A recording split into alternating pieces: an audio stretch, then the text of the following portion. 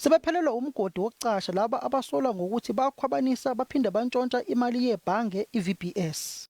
iMahuna Investments esondelene noMalema okuyinkampani yamfowabo yathola u4.3 wamamiliyoni wamarandi eqhamuka kwisigamega Investments okuyiyona eyathola imali eqhamuka kuleli bhange iVBS. Sekubikwe kabanzi ukuthi yonke indawo la kuya khona umholo weEFF leli khadi leMahuna Investments ilona elikhokhayo.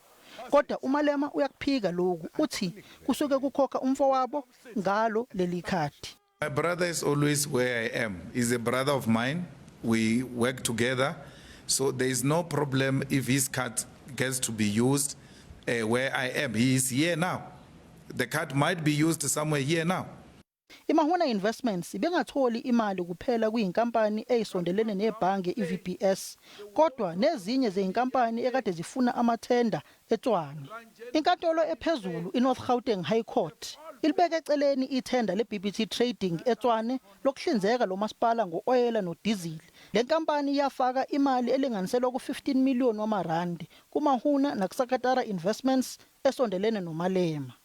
The money my brother uses is not the money of VBS, it's the money of his company that comes from all types of sources.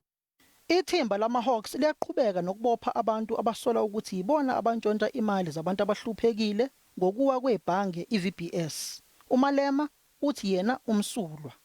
Ngingusamkele Maseko kwezindaba zeSABC eGoli.